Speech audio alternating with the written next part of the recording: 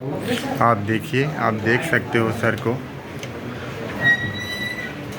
Sir लेटे हुए हैं और आज 11वां दिन है।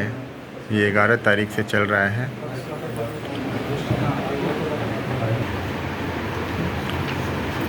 प्रणाम सर। सर, जिस आमरण अनशन को लेकर बैठे हो आप, काशी हिंदू विश्वविद्यालय में कई ऐसे बच्चे हैं जिनसे बातचीत हुई, तो कई एंगल से वो भ्रमित हैं। कुछ को कुछ पता, कुछ को कुछ पता, और एक अजीब निष्क्रियता दिखती है कि लोग अब न्यूज़पेपर ढंग से नहीं पढ़ते।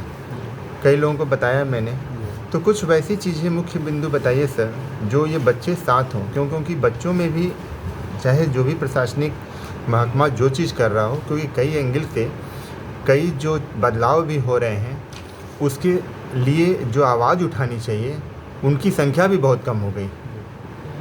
तो सर कुछ मेरा आपको बहुत बहुत प्रणाम। और मेरा कहना है कि ये देश संविधान से चलना चाहिए, कानून से चलना चाहिए और न्यायिक प्रक्रिया फॉलो होना चाहिए।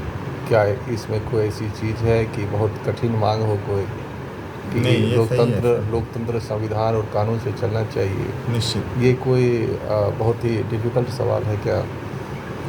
दूसरा, जो लोकतंत्र में लोक सबसे पहले आता है और तंत्र, लोक के अंदर लोकतंत्र में लोक और तंत्र है, और लोक मजबूत होना चाहिए। यानी कि जो लोकतंत्र की परिभाषा है वो जनता का, जनता के लिए, जनता के द्वारा शासन है। और जनता का शासन ही अगर कमज़ोर हो जाए, जनता ही उस शासन में कमज़ोर हो जाए तो वो लोकशाही कैसे मजबूत होगा? बिल्कुल सही। और किसी भी देश समाज में लोक को मजबूत करने के लिए जो नीति है वो है स्वास्थ्य और शिक्षा के मौलिक अधिकार। ये सब जैसे गैर बराबरी दूर करता है, ये कमज़ोरी दूर करता है, कमज़ोर वर्गों का समर्थन करता है, और हर साल 5 करोड़ आदमी को गरीब होने से बचाता है इस देश में, अगर ये लागू हो जाए तो जो कि लागू नहीं है। स्वास्थ्य के मौलिक अधिकार को कानूनी दर्जा समझकर अगर हर जो व्यक्ति बीमार हो उसको सरकारी अस्पताल का इंफ्रास्ट्रक्चर पूरे देश में इतना खड़ा किया जाए कि जब भी व्यक्ति अस्पताल जाए उनके लिए बेड मुहैया हो, उनके लिए जांच मुहैया हो, उसके लिए इलाज मुहैया हो। और ये सब जो लोग फ्री कहते हैं, मैं फ्री इसको नहीं कहता, मैं कहता हूँ टैक्स पेयर के 10% पैसा इस पर खर्च किया जाए। यानी जो जनता का आप इलाज कर रहे हैं उससे वसूले गए टैक्स खाली इनकम टैक्स नहीं होता है, हर जो तरह का टैक्स है उससे वसूले गए पैसे का 10% हिस्सा उनके ज़िंदगी को बचाने के लिए खर्च किया जाना चाहिए। क्या मानव की ज़िंदगी बचाने के लिए 10% से 100 में से 10 रुपया खर्च करना क्या गुनाह है? बिल्कुल नहीं ना। तो यही मेरी मांग है कि आदमी जितने भी इस देश में अस्पताल हैं उसको मजबूत किया जाए और उसमें स्वास्थ्य के ऊपर 10% हर वर्ष खर्च किए जाए केंद्र और राज्य सरकारों द्वारा। उसके बाद जो मेरी मांग है कि शिक्षा के ऊपर 10% खर्च किया जाए। शिक्षा के ऊपर अगर इस देश की सबसे बड़ी पूंजी अगर हम देखें तो युवा है, 60-70% हमारे यहाँ युवा है। और कोयला और हीरे में फ़र्क सिर्फ ये होता है कि कोयला तराशने के बाद ही हीरा बनता है। उसी तरह युवा भी है, युवा भी अगर उसको तराशा जाएगा तभी वो, अशिक्षित युवा जो है वो कोयले के समान है, और तकनीकी शिक्षा से परिपूर्ण युवा जो है वो हीरे के समान है। और जो समाज में हीरा पैदा करेंगे वो आत्मनिर्भरता, रोजगार, स्वरोजगार और समाज को मजबूत करेगा, और इस समाज से गरीबी दूर करेगा, भुखमरी दूर करेगा, बेरोजगारी, लाचारी, बीमारी को दूर करेगा। यही मेरी मांग है सभी राजनीतिक दलों से कि आप इसको मुद्दा बनाएं, स्वास्थ्य और शिक्षा के मौलिक अधिकार को मुद्दा बनाएं। और स्वास्थ्य के मौलिक अधिकार और अस्पतालों में नहीं मिलने वाली बेड की समस्या को दूर करने के लिए जो मुहिम हम लोगों ने शुरू की है वो है बिस्तर के साथ सेल्फी विद द बेड। अपने इसमें करना क्या है कि आपके घर में जो बिस्तर है उसके साथ एक अपनी तस्वीर खींचे सेल्फी, और उस तस्वीर को सोशल मीडिया साइट पे डालें। जो भी सोशल मीडिया है, व्हाट्सएप, फेसबुक, ट्विटर, इंस्टाग्राम, जो भी आप यूज़ करते हैं, यूट्यूब, सब पर आप इसको डालें और उसके साथ में लिखें कि स्वास्थ्य और शिक्षा के मौलिक अधिकार एक आम यानी कि अशिक्षित व्यक्ति को एक मानव संपदा में तब्दील करता है। इससे हर वर्ष 5 करोड़ लोगों को गरीबी की चपेट से बाहर निकाला जा सकता है इसका मुहैया करके। तो अगर कोई भी सरकार बने उसका ये नैतिक दायित्व है कि वो गरीबी मिटाए, देश से भुखमरी मिटाए, और उसका रास्ता ये है, इसको अपनाए।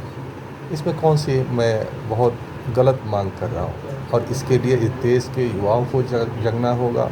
इसको एक जन आंदोलन बनाना होगा, ऐसा बनाना होगा कि सबके सोशल मीडिया साइट पर जब तक ये अधिकार लागू ना हो जाए इसकी सेल्फी हर प्लेटफॉर्म पे लगी हो।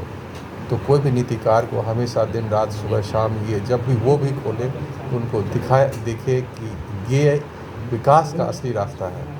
जो विकास आज का रास्ता अपनाया जा रहा है वो बहुत ही पहले पूरे दुनिया में फ्लॉप हो चुका है, और 10 साल के यहाँ के आविष्कार के बाद भी वो फिर से फ्लॉप साबित हो चुका है कि क्रोनी कैपिटलिस्टिक मॉडल जो है, भ्रष्टाचारी पूंजीवाद का मॉडल जो है, नेता पूंजीपति पैदा करते हैं और पूंजीपति नेता, इससे पूरा जो विकास है वो नेता और पूंजीपति को बीच में घूमता रह जाता है, और आम जनता जो कि लोकतंत्र में सबसे मूलभूत और महत्वपूर्ण स्तंभ है वो उससे अछूता रह जाता है, और जनता गरीब की गरीब और वो अमीर से अमीर होता चला जाता है।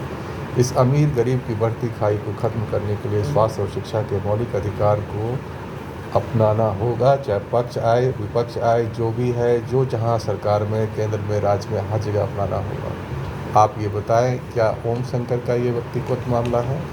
क्या इसी जाति का मसला है? क्या किसी धर्म का मसला है? क्या किसी खास वर्ग का मसला है?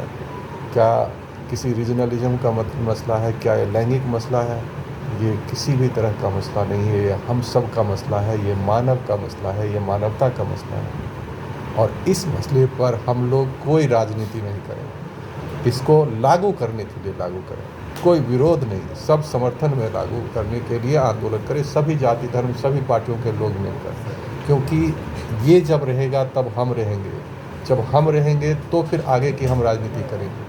तो हम अपने एग्जिस्टेंस की लड़ाई और एक मजबूत समाज यानी कि देश की नींव को मजबूती से नीचे से बनाएं।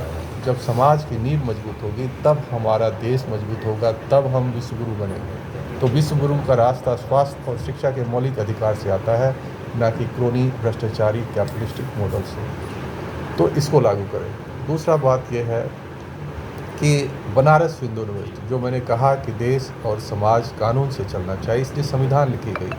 बनारस हिंदू यूनिवर्सिटी के साथ भी एक इसका अपना एक्ट और इंस्टीट्यूट है जिसको BHU एक्ट कहते हैं। तो मेरा कहना मांग है कि बनारस यूनिवर्सिटी कानून से चले। वो कानून क्या कहता है कि कोई भी अगर चिकित्सा अधीक्षक बने, VC बने, डीन बने, हेड ऑफ द डिपार्टमेंट बने या वाइस चांसलर बने, उन सब का मैक्सिमम कार्यकाल जो है वो 3 वर्ष का है।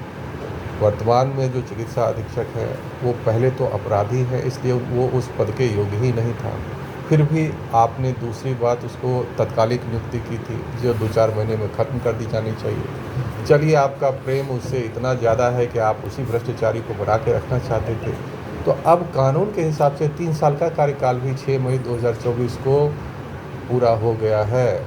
तो आप कानून विधिक नियमों के तहत उनके कार्यावधि पूरी हो जाने की वजह से उनको तुरंत प्रभाव से हटा दें।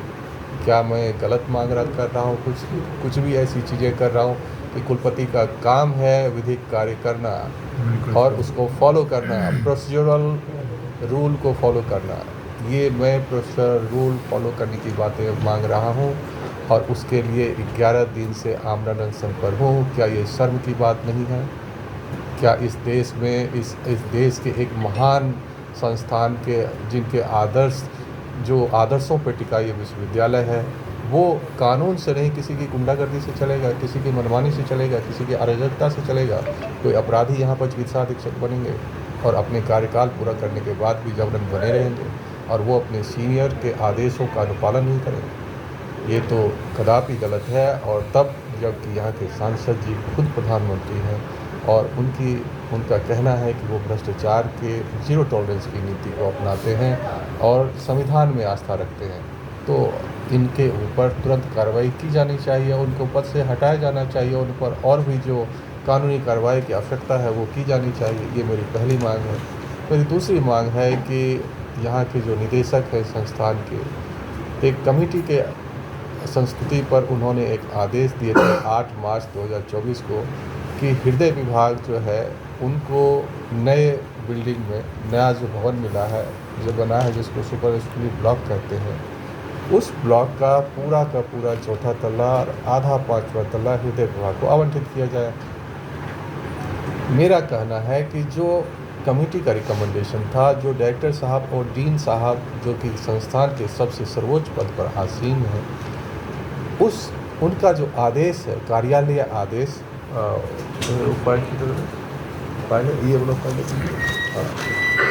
ये जो कार्यालय आदेश है, सिर्फ उस आदेश का अनुपालन हो। ये जो आदेश है इसका अनुपालन हो, इस कार्यालय आदेश का अनुपालन हो। 8 तारीख का आदेश है, इसका अनुपालन किया जाना चाहिए। ये मेरी मांग है, जिनमें डीन और डायरेक्टर साहब का नीचे में तस्वीर है और 8 तारीख को लिखा गया है कि for necessary action tomorrow medical superintendent को आदेशित किया गया है उसी अपराधी चिकित्सा अधीक्षक को जो कानून और नियम को नहीं मानते इसकी कार्यालय में। बिल्कुल सही। तो क्या मेरी ये मांग गलत है? क्या यहाँ पर ये कहना कि आप कार्यालय के आदेश को आप मानिए, क्या ये गलत है? नियम कायदे कानून को मानिए, गलत है? मेरी तो इसमें कुछ मांग ही नहीं है। मेरी कुछ मांग है क्या, आप बताइए? वो तो उनकी जिम्मेदारी है, नैतिक जिम्मेदारी है कि ये आपको करना ही है, यही करना है कुर्सी पर बैठकर, इसे ही फॉलो करना है। और नहीं करने का परिणाम क्या हुआ है? पिछले 2.5 साल से 35,000 से ज़्यादा मरीजों को बेड खाली रहते हुए बेड नहीं मिला, जिसमें से हज़ारों लोगों की जानें चली गई, जिनकी जानें बचाई जा सकती है। यानी कि जो ये अपराधी और भ्रष्टाचारी चिकित्सा अधीक्षक हैं, उनके अमानवीय कुकृत्य से, उनके आपराधिक कुकृत्य से एक सामूहिक नरसंहार का खेल रचा गया है, जिसमें हजारों ऐसी जानें चली गई जिनकी जानें बचाई जा सकती हैं और उनको इसका दंड दिया जाना चाहिए। क्या ये मांग गलत है? बस इतनी सी मांग है और यही मुद्दा है। सर, एक बात कहना का चाहूँगा, 2 मिनट और लूँगा। जैसे बनारस हिंदू यूनिवर्सिटी में मैं 3-4 साल से देख रहा हूँ कि किसी भी मुद्दे को लेकर सर बच्चे जब बैठते हैं तो वो अपने साथ, मतलब जिस क्लास में पढ़े होते हैं, उन शिक्षकों को भी लेटर दिए हुए होते हैं, डायरेक्टर को भी, हेड को भी, डीन को भी, वीसी को भी। और सुनवाई का पक्ष इस तरीके से जैसे लगता है ना सर कि धीरे धीरे खींचते, जैसे वोकेशनल कोर्सेज था, बच्चे करीब 1 महीने बैठ गए। नन नेट जो बच्चों को JRF जैसे मतलब अवगत होंगे आप, तो JRF के लिए जो बच्चे होते हैं वो तो ठीक है, उनको अच्छी खासी फेलोशिप चूँकि बढ़ गई है। जो बच्चे सिर्फ नेट हैं और उनको 8,000 मिलता है, वो करीब 1.25 महीने बैठे और फिर उन पे कुछ दंडात्मक कार्रवाई भी हो गई।